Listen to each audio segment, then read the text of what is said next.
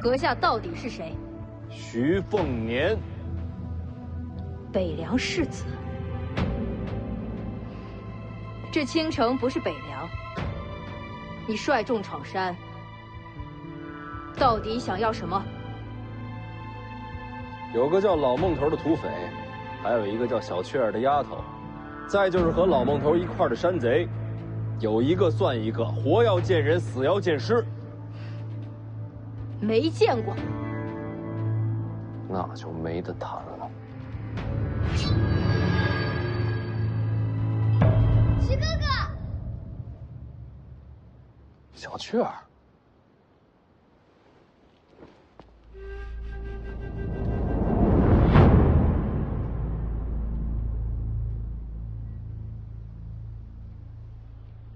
青城王吴灵素。世子远道而来，何不入青城山，观赏山色？好，世子一人入我青城山即可。世子不可。好，我一个人上去。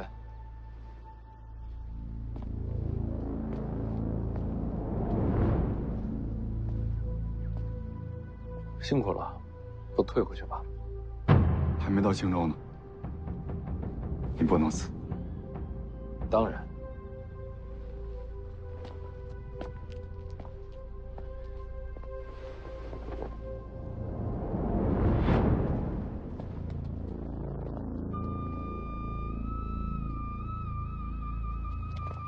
做好准备，如有变故，马踏青阳。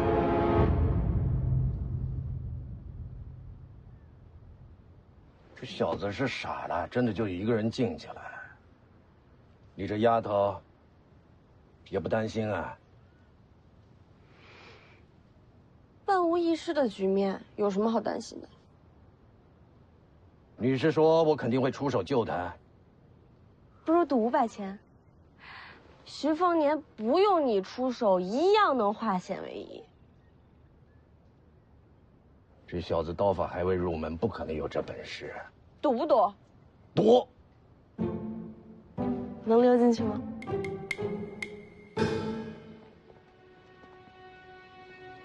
到了。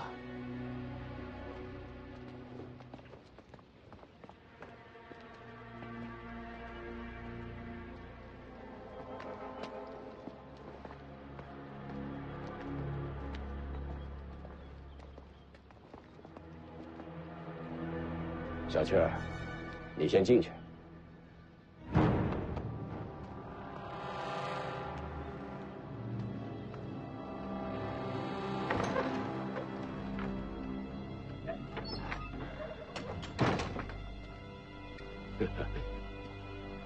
我没想到，世子还真敢进来。把人给我。闯青阳派，就是为了这个山野丫头？你开条件。刚才为你闯阵的那一男一女，是你的侍卫吧？对青阳派无礼，我要他们的命。可以，把人给我，那2个交给你。世子现在就出去，把2个人都拿来。买卖不是这么谈的。这不是买卖。世子入了青城山，命就在我手里，你没得选。这就骗不下去了。你觉得这小子接下来该怎么办？怎么办？谈不了就打呗。他还敢动手啊？怕什么？现在骑虎难下的是那姓吴的。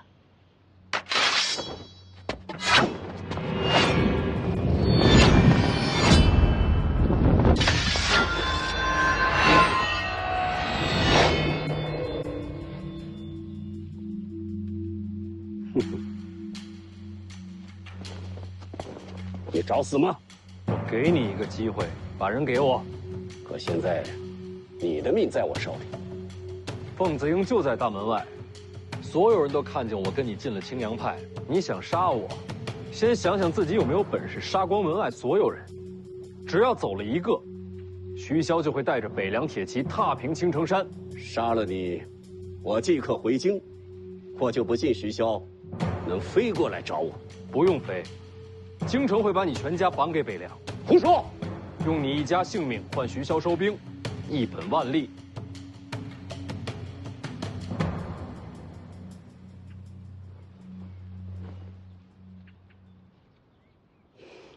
你输了。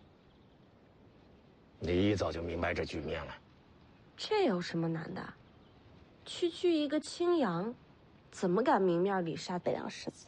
所以徐凤年孤身入山门是有恃无恐。这家伙贼得很，怎么会去送死？没想到你是他的知己啊！你才知己，记得500钱。世子名不虚传，贪花好色吗？难怪他一直夸你。谁夸我？说什么呢？行了，人你交给我吧。京城那边就说我仗势欺人，皇室不会怪你。不急，有人想见你。老孟头没死，有眼光，有胆识，世子很了不起。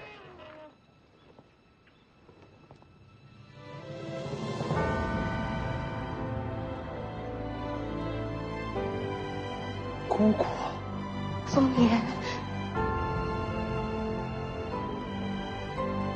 姑姑，赵玉台，你认识？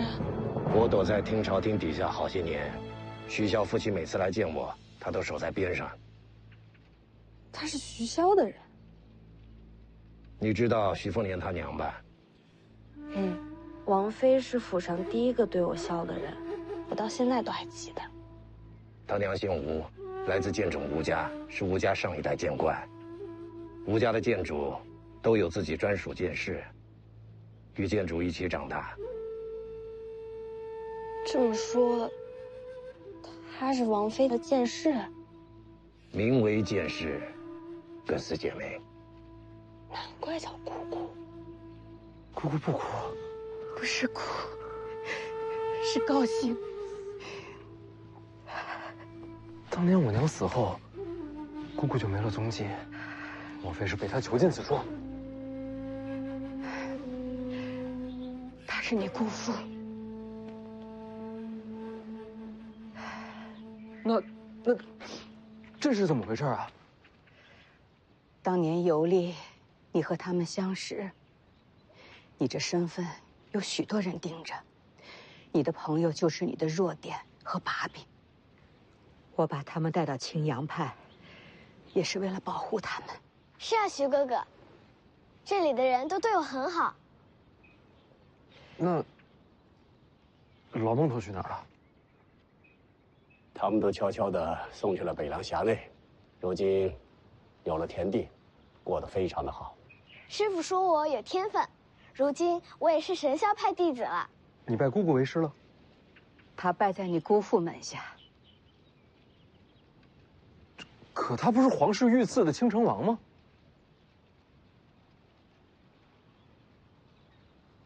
这么多年青阳派仇视北凉，全是假的？是反间，替北凉盯着京城呢。这事徐骁知道？自然知道。你们俩好好聊着，我去周围看看，免得让人瞧见。徐哥哥，我待会儿再来找你。我这些年做的事，稍有疏漏，就会天翻地覆。大将军不敢泄密，也是怕我遇到危险。真是大手笔。青阳派竟是北凉暗线，将来铁骑若出北凉，青城山便是通途，再也掐不住北凉咽喉。不仅仅是青阳派，我真正做的事，比这更重要。还有什么事能比得过这手笔？这些年，我一直在查害了小姐的凶手。啊？谁？世子，快走！姑姑没事，自己人。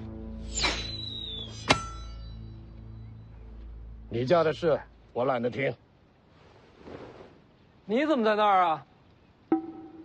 都怪这老头。哎，有梯子吗？我现在就下去。江妮，我家丫鬟。丫鬟，通房的。不是。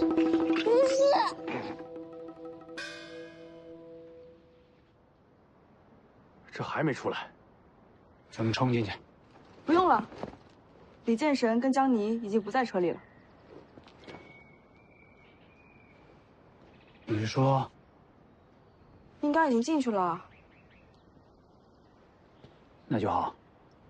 剑神在，世子可保无忧。哪个剑神啊？哪有第二个剑神啊？独臂的便是李淳罡。他还没死啊？还没。前辈见谅，我不是那个意思。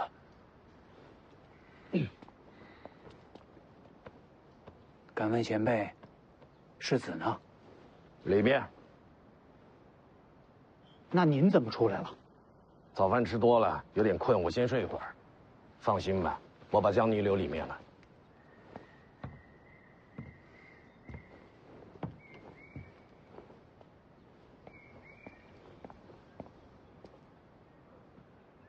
这把江妮留里面有什么用啊？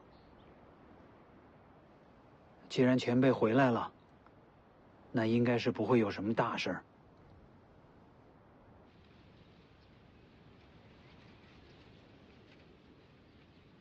那我先退出去。不用退。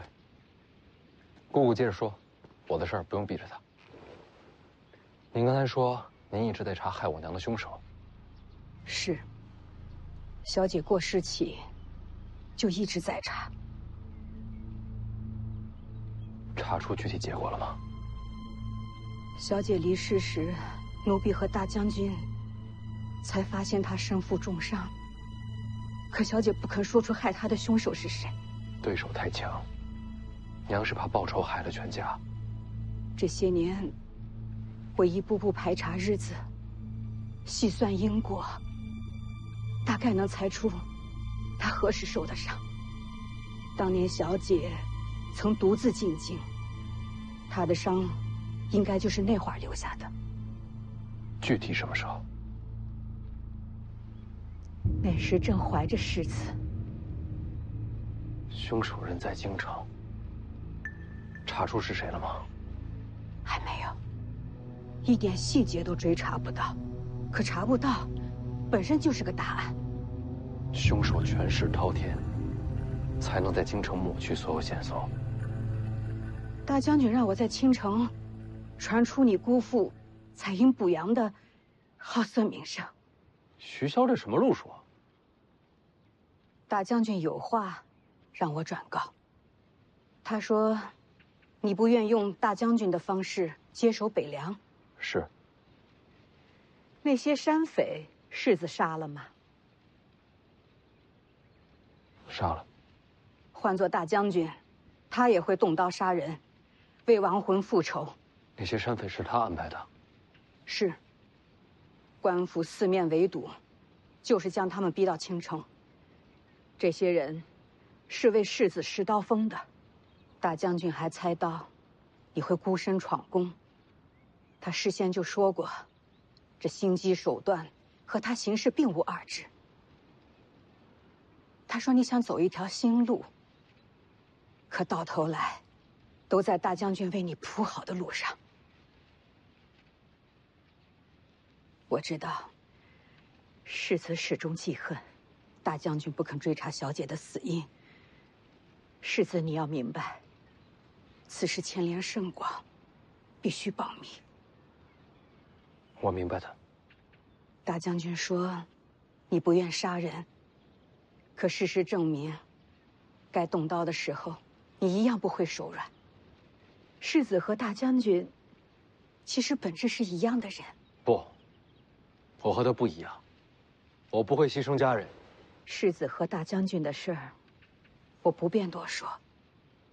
可大将军和我说了，等你闯上青城，我就把这些年追查到的所有细节都交给你。从此以后，无论多少年，哪怕我和大将军都不在了，可你一定要追查下去，替小姐报仇。他不说，我也会查下去。世子，稍等，我去给你拿些东西。好。抓得太紧了。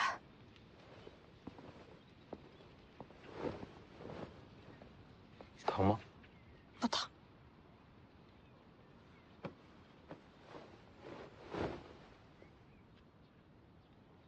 对不起，你怎么也不很疼啊？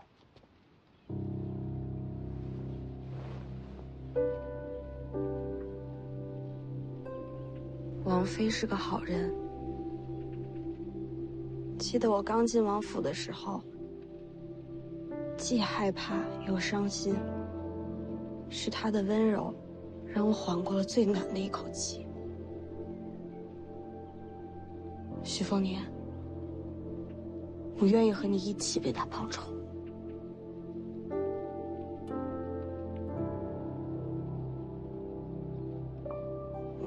但我和你还是照样势不两立的。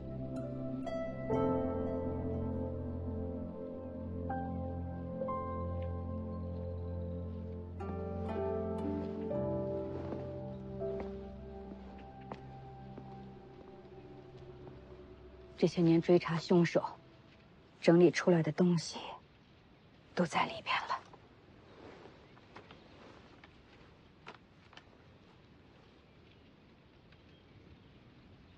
姑姑何时嫁给了吴灵素啊？在入神霄派之前就嫁了，当时有了世珍，她和世子差不多大。人在哪儿？在京城。你姑父被封青城王，受命与北凉抗衡。说起来权势不小。是被当成了人质。只要我的身份不拆穿，他就没事。得想个办法救他回来。他的事，世子不用担心。你好好看这个，看完烧了。姑姑去哪儿？我有些事情去办，一会儿就回来。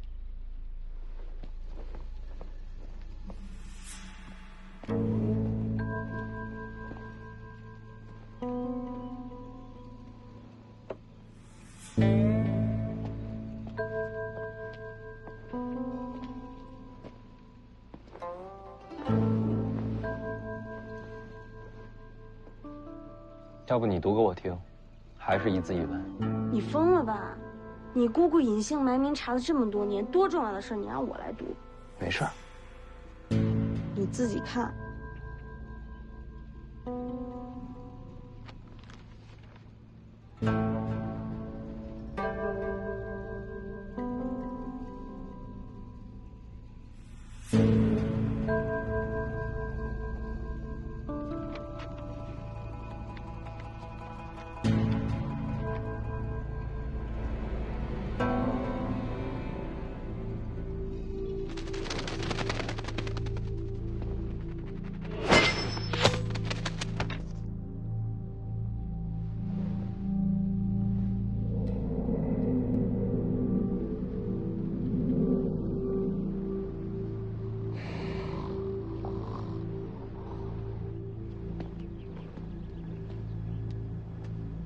送的什么消息？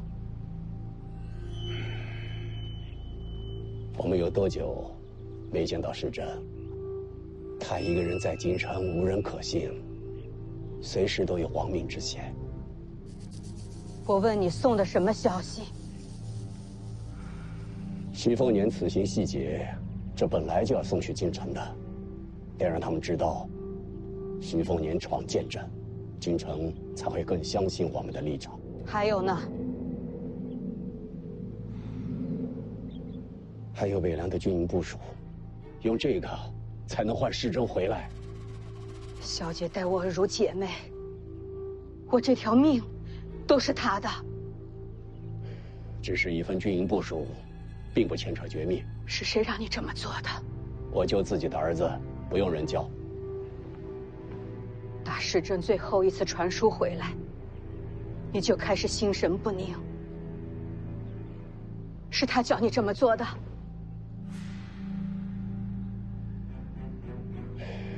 世珍也是想逃离险地，和我们团聚呀。世珍在京城有没有投效皇室？当然没有。那就好。你就不想救他回来？你真的要为北凉献出儿子的命？大将军已经启程前往京城。他跟你说过要救世珍回来？没说过。那你怎么信他？如果这次京城之行，大将军没有带回世珍，那我就亲自入京，救回儿子。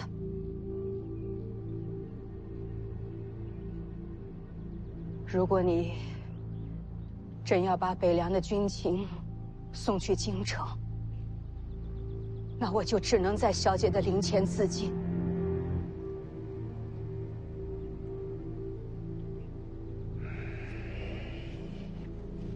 好吧，我不送信。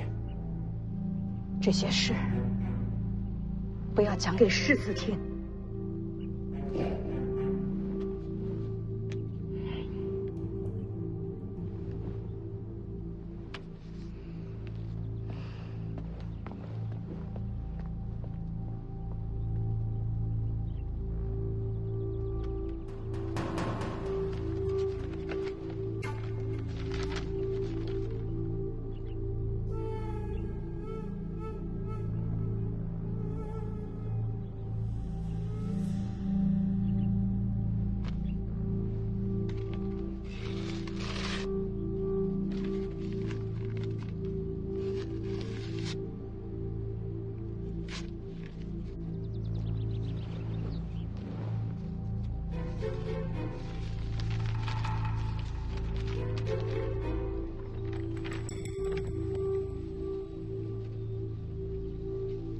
看完了。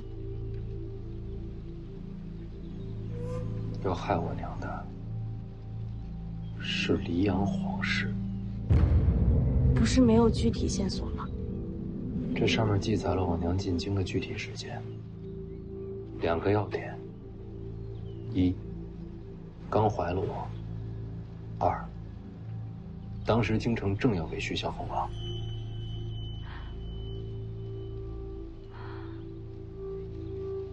黎阳朝给你爹封王是无奈之举，他扫灭6国，不封王，天下人都会心寒。但黎阳皇室绝不希望北凉大军有一个少主，所以我娘怀孕，是皇室最害怕见到的事情。那你的仇人是黎阳皇室啊？是。这结论你爹也能推出来，他为什么不起兵杀进京城？北凉若反，天下必将分崩离析，又不知道要死多少人。因为这个仇都不报了。不是不报，是不该拿天下做筹码。什么意思？当年若真是出动大军，我娘不可能活着离开京城。我想皇室也没那个脸面明着出手，是暗中劫杀。我娘是吴家剑种近100年来第一天才，要想杀她，定是高手。恐怕不止一个。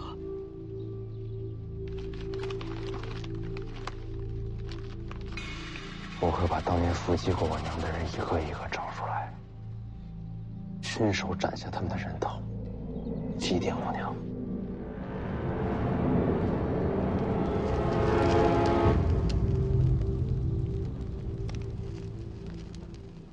总有一天，我会亲自去京城查明真相。你娘有东西留给你，是什么？跟我来。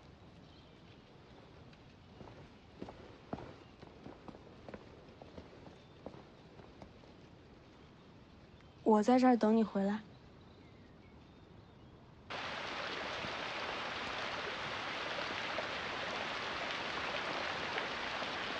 这儿已经离青阳派很远了吧？青阳派太瞩目，小姐喜欢清静。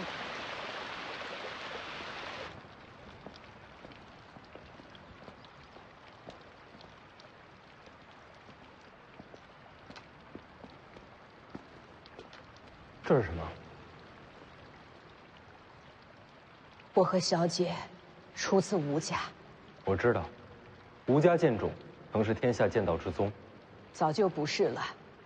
李淳罡、邓太阿、剑九皇，天下用剑强者层出不穷。吴家气运上，已然输了半筹。毕竟底子还在。有底子，也有规矩。当年吴家不许小姐和大将军相近，小姐和吴家决裂，白马走辽东，两人才走到了一起，也才有了世子。吴家一定气疯了。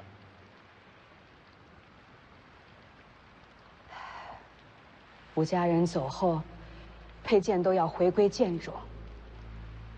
可小姐已被吴家逐出家门，她的剑已经是回不去了。所以我把小姐的佩剑就封在此处。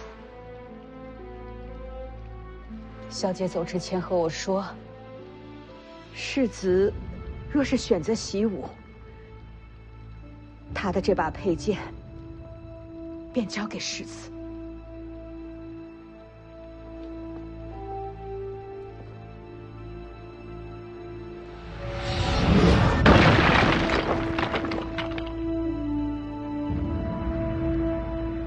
北凉纵横天下，小姐手中剑曾让天下英雄低头。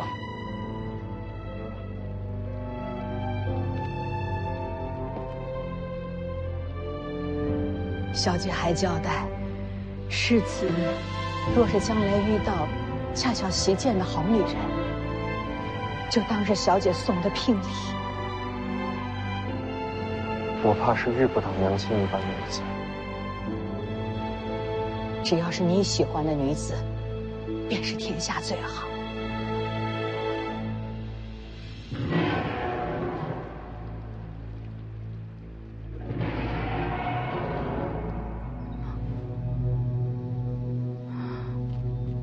山里的大家伙，你就是小雀儿。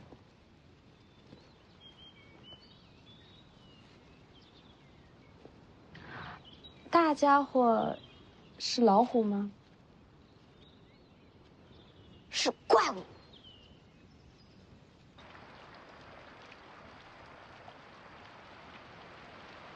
说是怪物也不为过。它是青城山的一只异兽，名为虎魁，凶悍无比。姑姑见过，交过手，它奈何不了我，我也奈何不了它。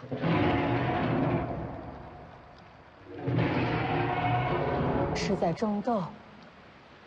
奇怪了，青城山并无野兽能与它对敌。徐凤年，等会儿就回来了。徐哥哥人挺好的，还教我吹叶子。当时我就想过了，有机会要亲自做个媒，给他找个好姻缘。不过现在有你了。等一等，什么就有我了？跟我有什么关系啊？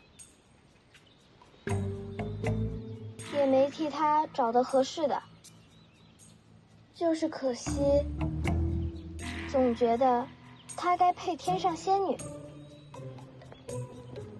走吧。这就走了？小雀儿，要不要跟我们一起？徐哥哥，我刚才已经把你的事儿放下了。放哪儿了？所以我就不能跟你走了。啊，留这儿也好。这次时间太紧，等我出巡回来再来找你。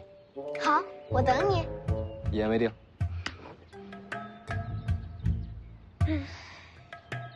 怎么了？我替你可惜，你都不知道，仙女你都错过了，便宜你了。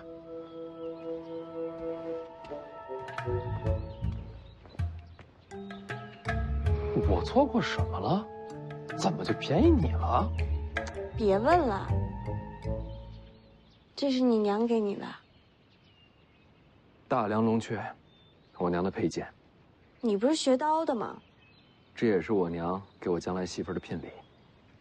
拿剑做聘礼，有点凶险吧？给。你干嘛？你是我丫鬟啊，你不替我捧剑，还我自己拿着啊？是这意思？不然呢？没不然。你姑姑呢？姑姑不能送我出去，不能泄露我和姑姑的关系，要让天下人觉得我与青阳派为敌。我明白。所以你也不能从大门走。我进青阳派，背个剑匣子出去，说不过去吧？所以呢？所以你从侧门走，从林子里绕到前面山路去，我让马车在拐角等你。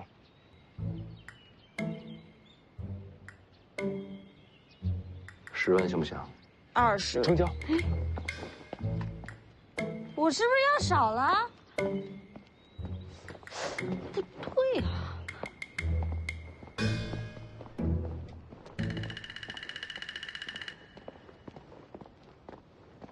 等会儿，你记住啊，贴着林子走，千万别进山。我又不傻，能不认路吗？你记好了。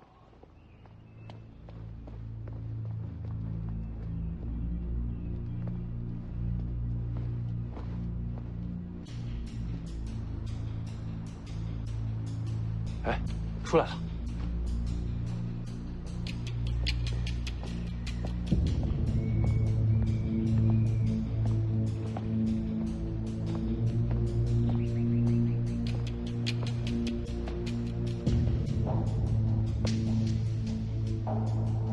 今日所赐，徐凤年铭记在心，你且等着，终有一日我会重返京城。让他走吧。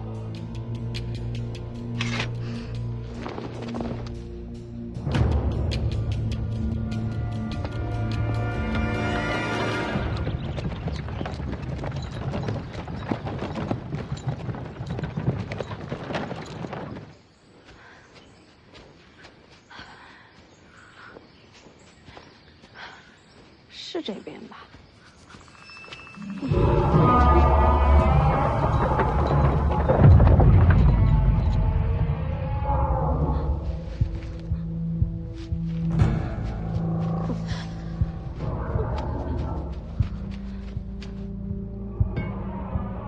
听着吼声，像是遇到了绝境。奇怪了，这什么怪兽，敢和虎魁争斗呢？为爷青娘，随我进列。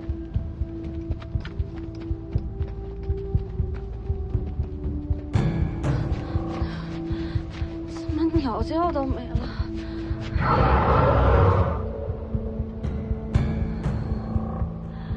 徐凤年。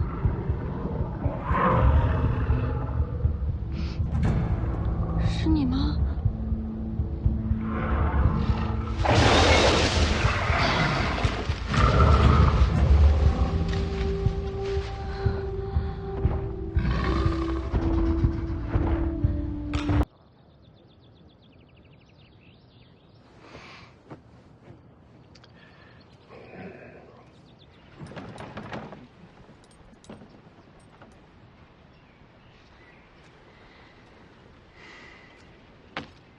信任的都跟进林子了，不信任的都留下了，也包括你自己吧？世子不信我很正常，本来我也没什么忠心可言。那你为什么还要做他的护卫？你不也是？说起来，大家留在世子身边，都是各取所需。我觉得，我们应该互相照应些。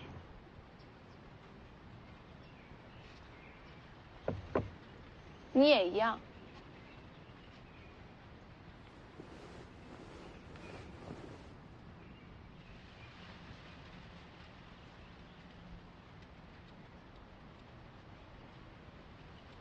我当然没忘了剑神大人。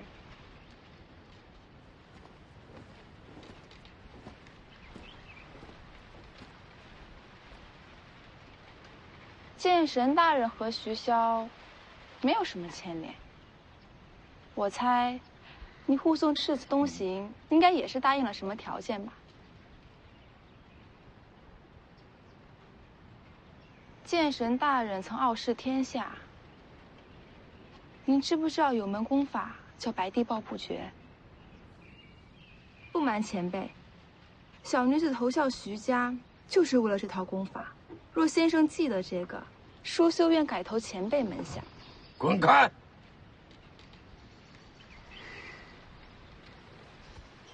那就不打扰先生了。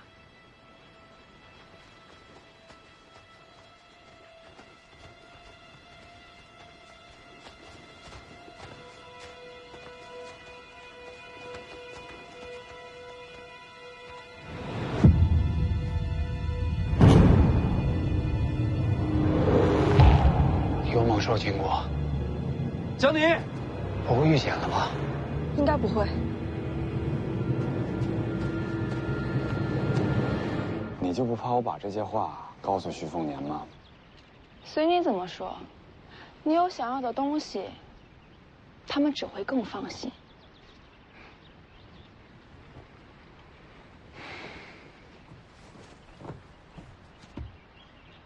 你们林家若是知道白帝抱朴诀，我也可以为你效力。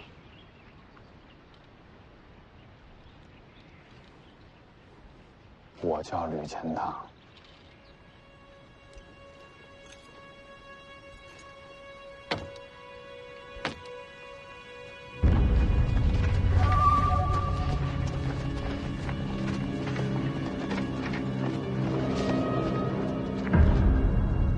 江宁，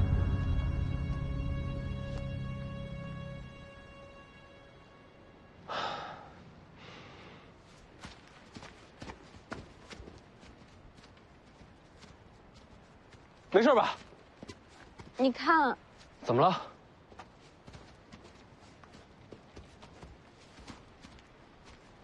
哇，虎魁已经死了。也不知道是什么杀了虎魁。我看见了，从我跟前跑过去的。他没袭击你？没有，他都没停，直接跑。长什么样？跑太快没看清，就看见是黑白杂色，而且背上还背了个人，一晃而过就看见背影，还扛了一根向日葵。江湖上有这号人物吗？倒没听说过。小心，没死透。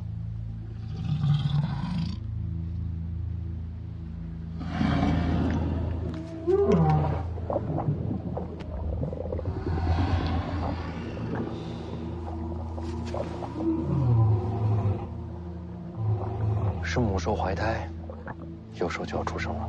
真是千载难逢的机遇。虎龟出生，睁眼看到的便认作父母。若是幼兽第一眼看到世子，便能收服此等怪兽。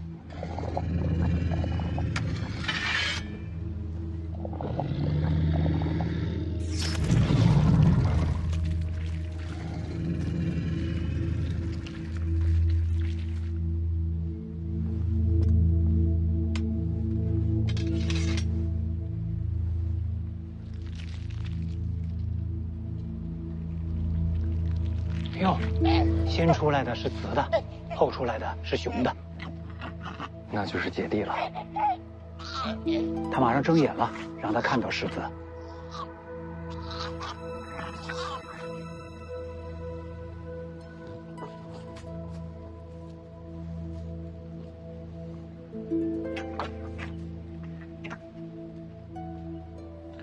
母兽浑身是伤，唯独腹部安然无恙。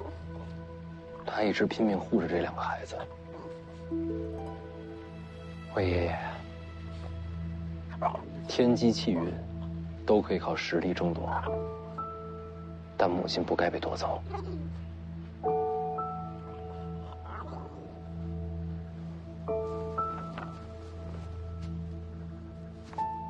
小家伙们，这就是你们的娘亲，你们看好了，看在眼里，记在心里。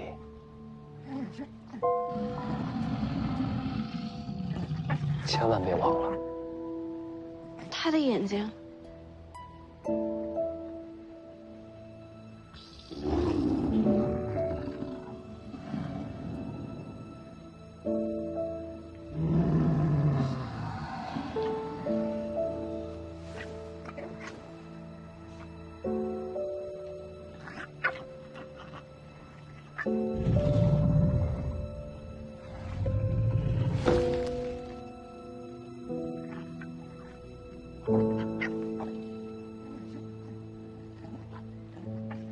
你们的娘亲死了。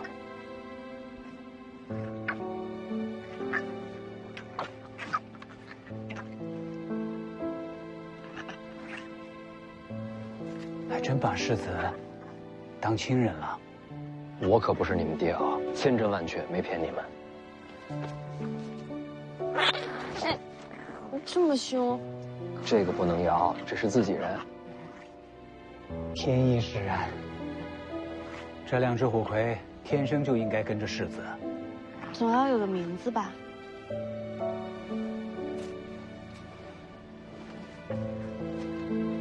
你是姐姐，那你就叫菩萨；你是弟弟，你叫金刚。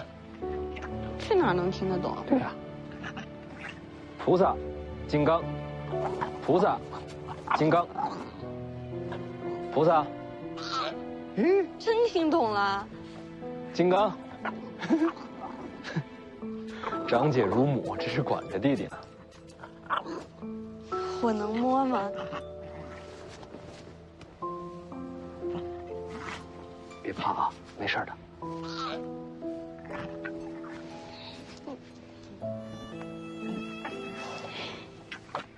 这么小就有鳞片了。哎，他们的母亲是双脚，他们为什么是独角？颜色还不一样。长大了就会长出双脚，颜色也会变化。世子，虎魁浑身是宝，鳞甲做成甲胄，刀枪不入，不比富强红甲差。把它埋了吧。什么都不要。他把2个孩子托付给我，足够了。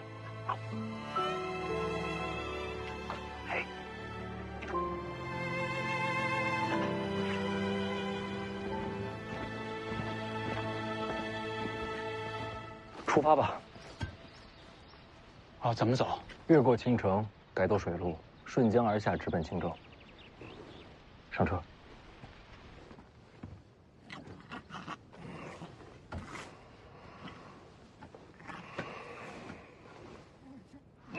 嘿，哪来的小虎魁啊？嘿嘿，倒是有胆气啊！嘿。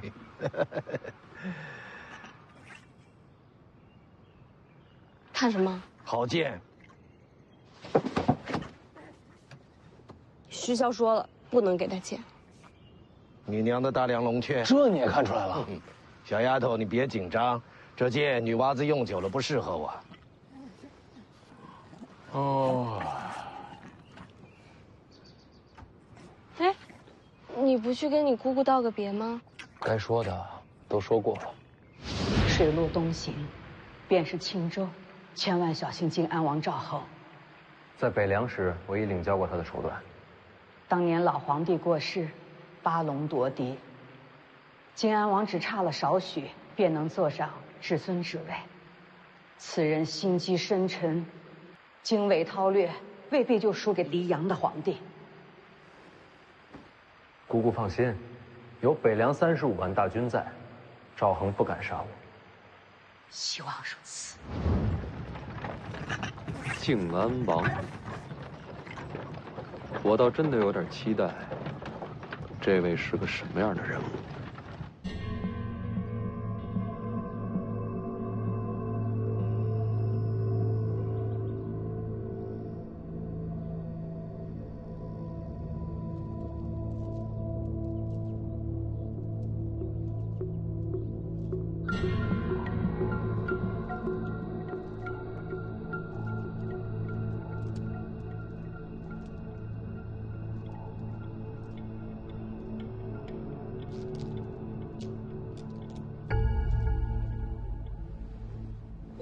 王爷，林家在青州的产业金石已经全在掌控之中，这其中财物的流转数目都全写在这儿。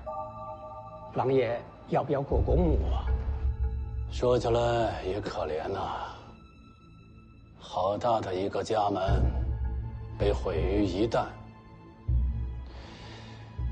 也不知道如今林家还剩下几人存活于世啊？王某正在追查，定当斩草除根，不会让林家有再起的机会。慈悲为上，慈悲为上啊！父王，王先生也在。见过世子。有什么事？有上阴学宫学子前来献策，求见父王。你亲自引荐？那学子说的话，怕是会与你不谋而合吧？算了，把他带过来吧。是。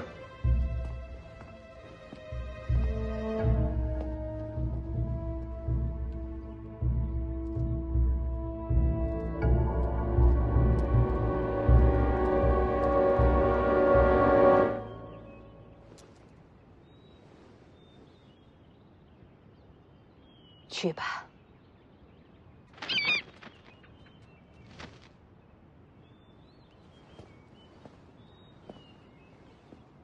飞去北凉的？是。有人收到剑穗，自然会赶到青州，危急时为世子后援。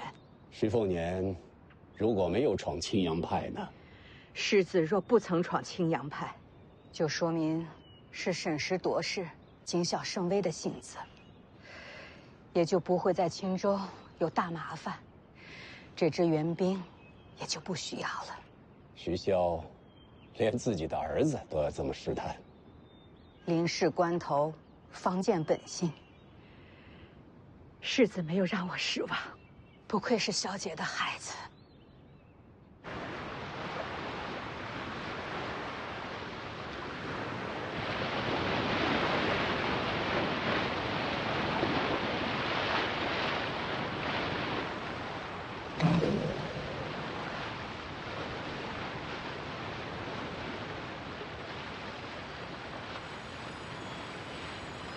老头，这船开得这么快，你钓得着鱼吗？这都行。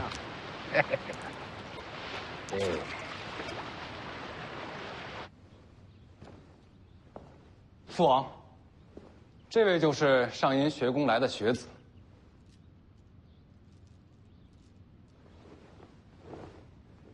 赵凯见过靖安王。你要献策？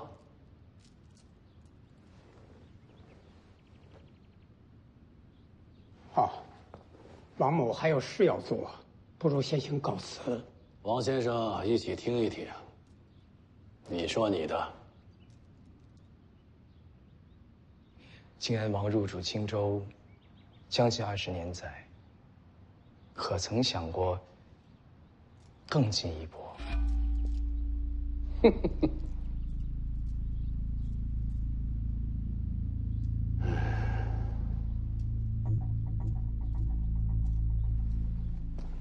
你说的更进一步什么意思？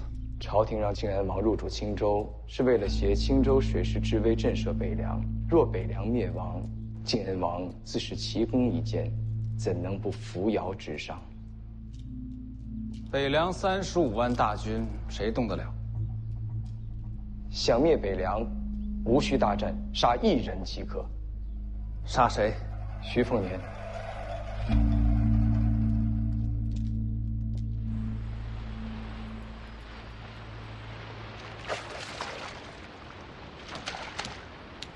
你到底是剑神还是鱼神啊？这钓鱼比捞鱼还快。我啊，这是借钓钩为鉴，这不是钓鱼，而是刺鱼。你武功真的很高，还行吧。到底多高？想拜师了？为什么不能给你见？我败给王先知之后，我再未持剑。徐骁以为我心里面压了屈辱和战意，他担心我一旦持剑，会控制不住，大开杀戒。你会吗？不会，因为徐骁并不知道我不持剑，不是因为战败，那是为什么？那是因为有一个人死在我眼前。女人？她是你什么人啊？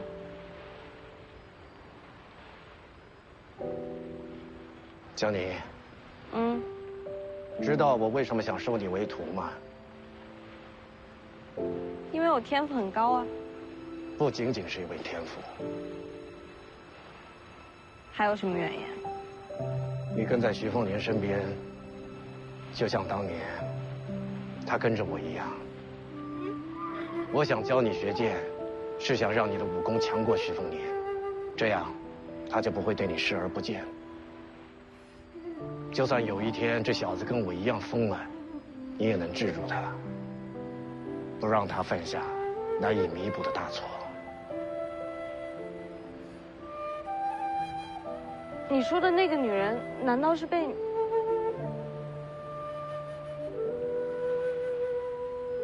是被我亲手杀死的。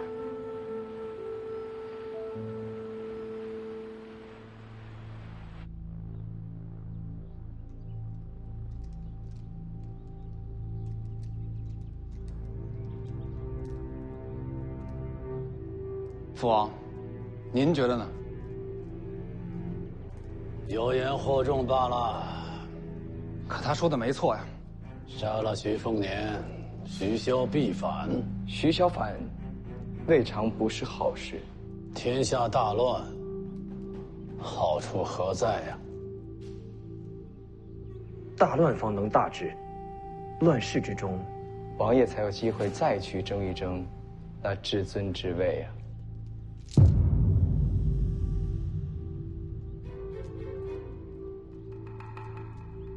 将他轰出府去。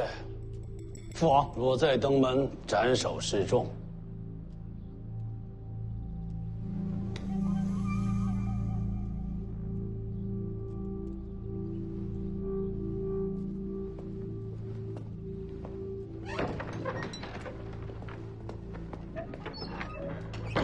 这孩子眼睛里的野心和我当年一模一样。世子受王爷教诲，自然少年有志。我说的是那位赵凯。哦，一个学子而已，野心再大，他又有何用呢？可巧的是，他也姓赵。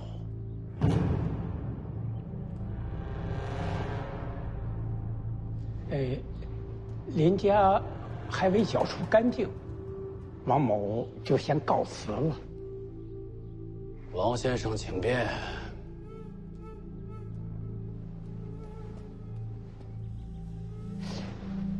徐凤年就要到青州了，王爷真要放了他？心有善念，慈悲为怀。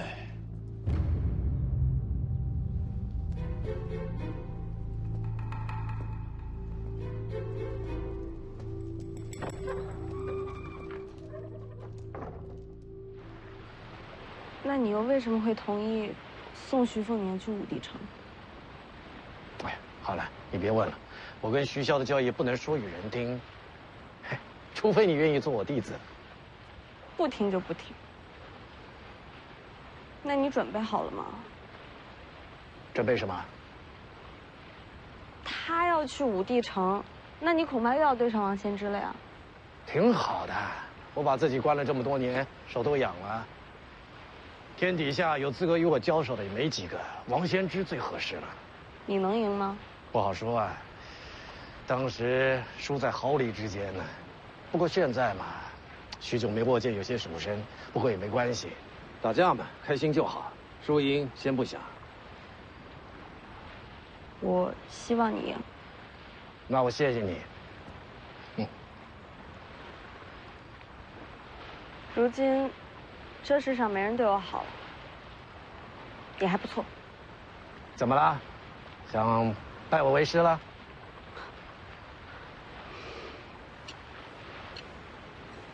给你，借你的，打完架立马还给我。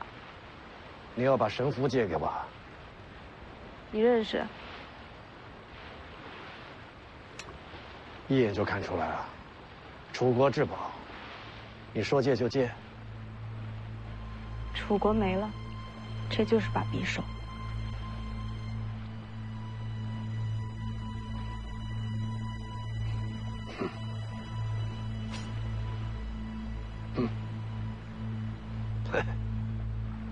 你不会要打开杀戒吧？你放心吧，不会的。算我欠你的，想想，要我怎么还？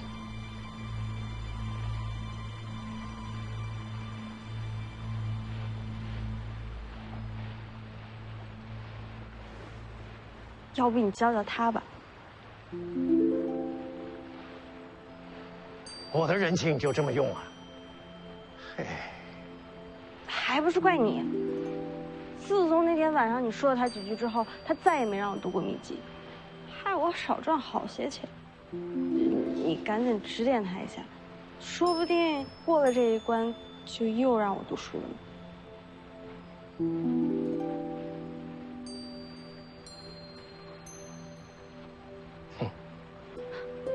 不去拉倒。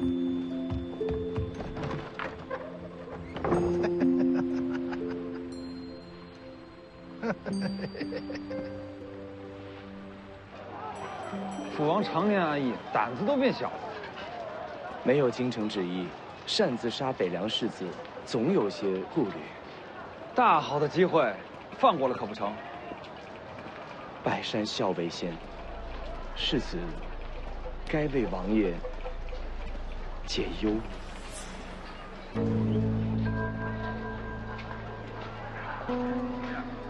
你是说让我出手？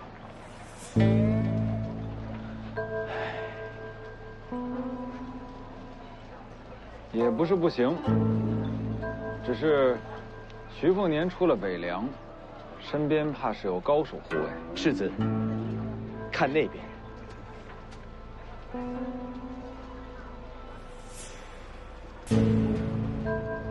就他，世子如果想除徐凤年身边护卫，非他莫属。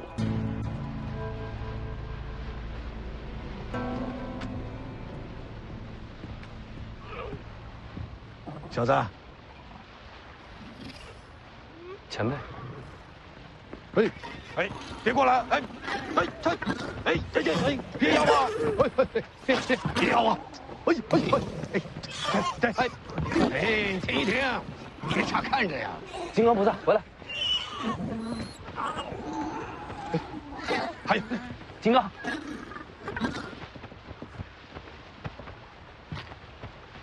你们两个别乱咬人。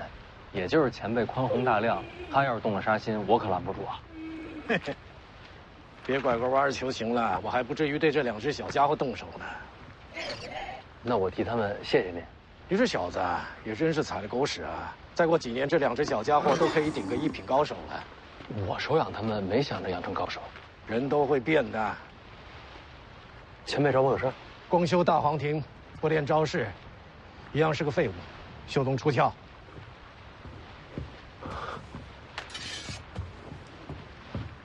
前辈要指点我。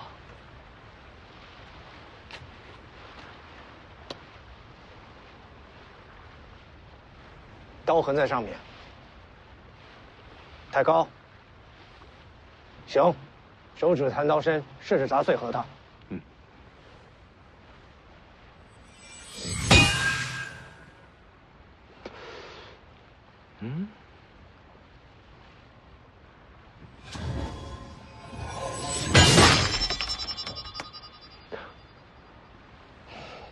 碎核桃，甲板不能留痕迹。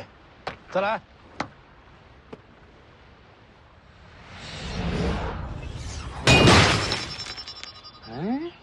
千剑草纲白看啊，剑术剑道的平衡在哪里？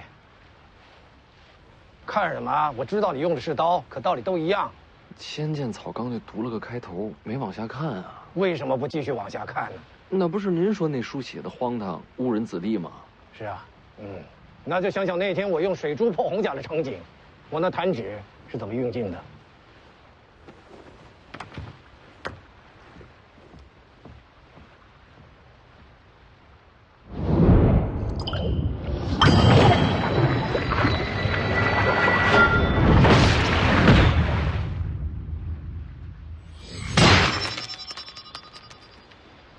好好磨练吧，就你这悟性，怕是够悬。只许碎一个核桃，不要伤及其他。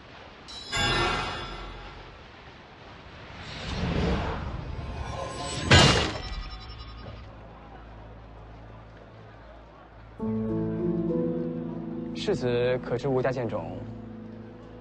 当然知道，剑仙辈出人间禁地。吴家近几年出了一名天才剑士，20岁便出剑种，挑战天下剑士，从无败绩。此位便是吴家新一代的希望吴六鼎。说完了吗？我还有没言。先生在青州是在等徐凤年吗？与你何干？靖安王府愿为先生打探徐凤年行踪，一有消息立时奉上。你想要什么？能一睹先生出手，心满意足。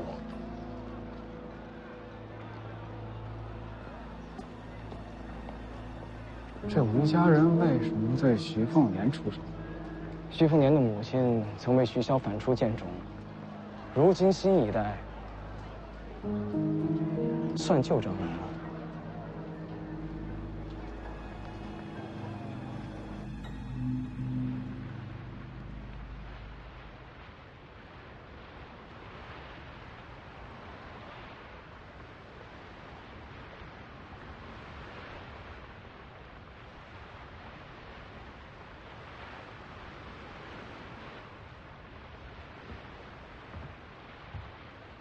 还在练呢，给你提个醒啊，过几天要是练成了，记得叠2枚核桃，然后呢？然后弹刀下去，核桃锯碎，船板没事儿。我已经做到了。怎么可能？中午才练的，你可别骗我啊！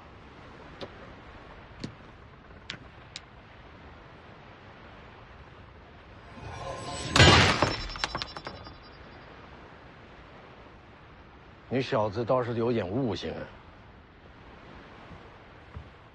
让你坐这儿发什么愣呢？我想试试3枚，但试了好几次，都没成功。用力的时候，最下面那一枚会被弹开。难道说2枚就是极限吗？知道剑招和剑意的区别吗？刀。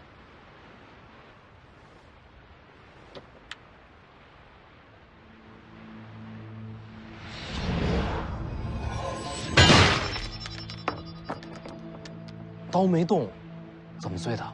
这便是剑罡。光看没用，把春雷悬在袖东下，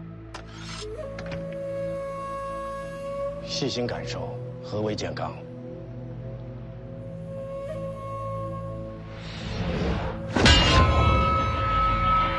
感受到了，是气机凌空，内息破体，透冰刃而出。剑罡本质上就是真气的运用。以你大黄庭的功底，多练几次也能试出来。那这剑罡可比剑招厉害多了，剑招可没这效果。刀再放。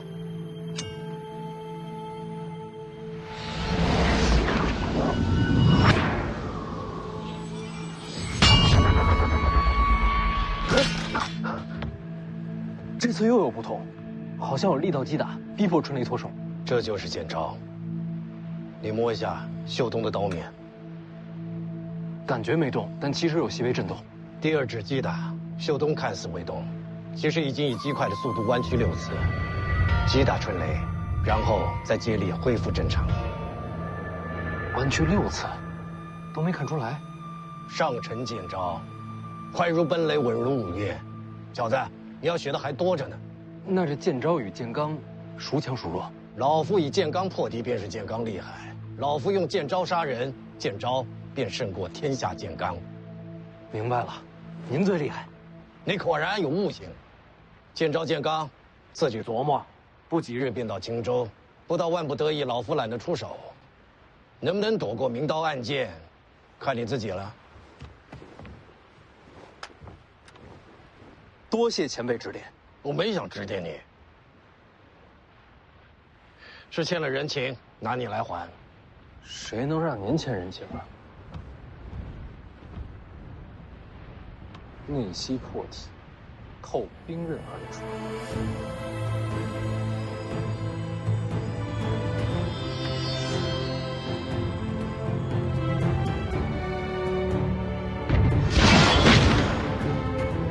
前辈，我练出剑刚了。你那是刀刚，有道理。就这么点力气，杀只鸡都不够，慢慢磨练吧。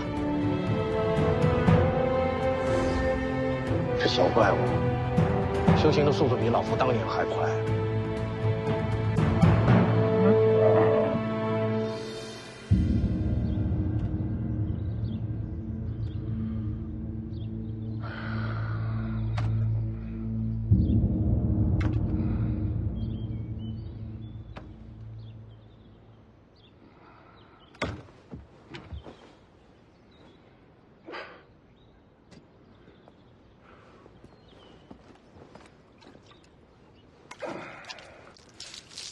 将军，你已经在王府门口睡了好几日了，府里的人都问您什么时候回去呢？义父让我在这儿等着药鹰送剑穗，鹰不来，我不走。念什么呀？药鹰，好像是药鹰。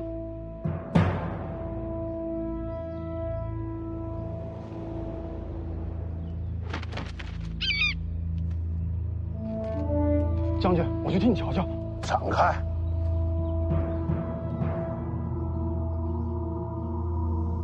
将军小心！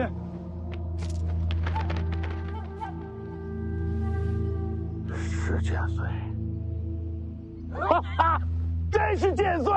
你就守在王府门口，一旦收到了药鹰送来的剑穗，你立刻率领本部骑兵赶往青州。将军，慢点啊！传令拔营，给我东行接应世子。调兵须有虎符。你个鬼啊！不去的都砍了。将军，请问下座。路上话，路上话。闪开！闪开！江上传来消息，徐凤年今日便到春神湖。吴六鼎通知了吗？他说要养剑，明日才肯动手。不等了，前脚击水师，赶往春神湖，机不可失。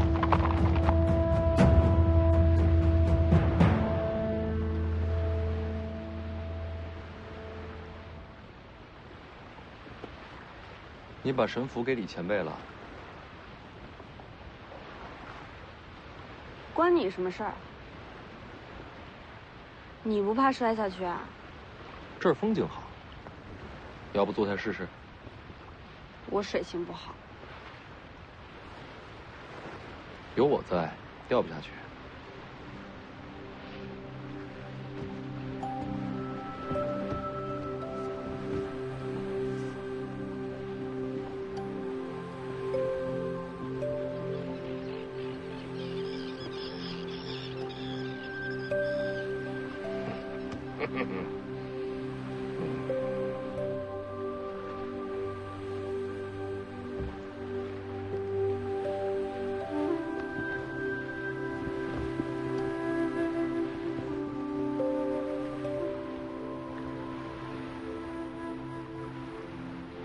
这湖比府里的大多了。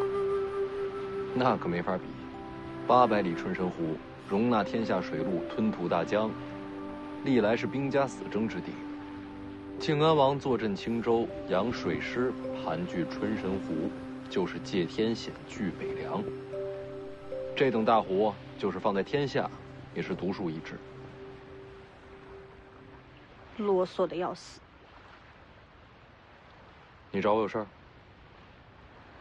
你那2只小虎葵，在储物仓偷生肉，没伤人吧？那倒没有，小家伙鬼得很，只吓人不伤人。那就不管他们。前面有船。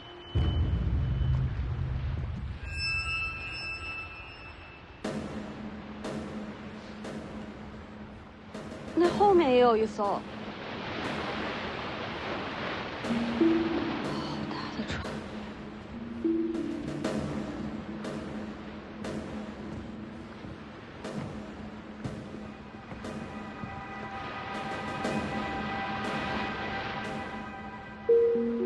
这些都是青州水师的黄龙楼船。找麻烦呢？或许吧。那边有艘船。没关系，那也是青州水师。世子以为这艘船是巧遇，还是专程出现？定是巧合。靖安王府未出生，青州城谁敢来接徐凤年？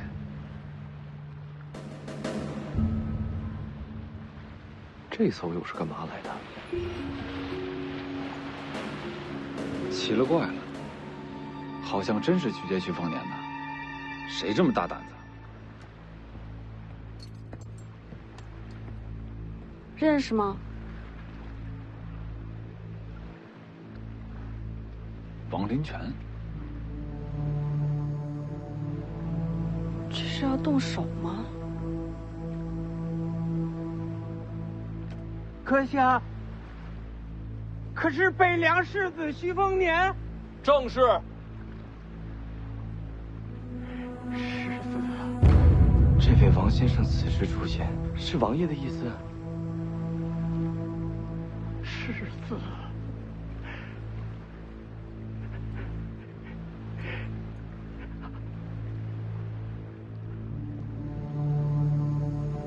掉头回营。今日不能出手，免得坏了父王的谋划。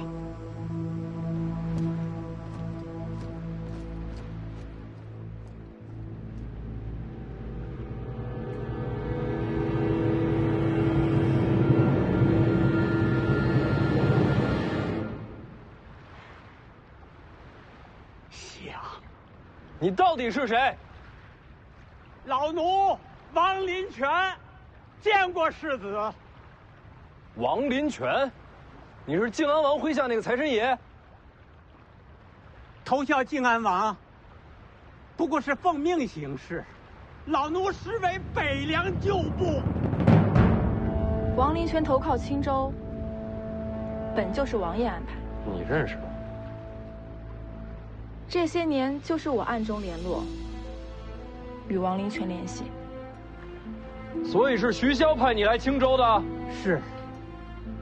数十年经营，也是大将军暗中相助。靖安王最后是信了老奴，林家覆灭，青州的财权就交到老奴手上了。靖安王自以为棋局大胜，可到头来还是大将军棋高一招。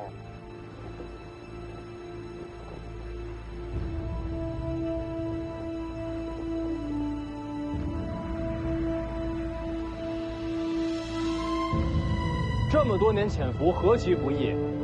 你这么一跪，就前功尽弃了。世子到青州之日，便是老奴恢复北凉军身份之时。这一天，老奴等得太久了。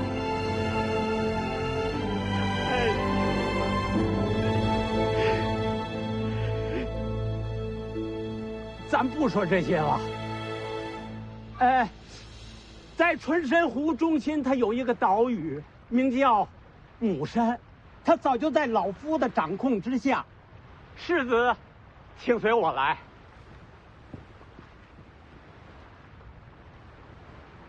转舵，回家。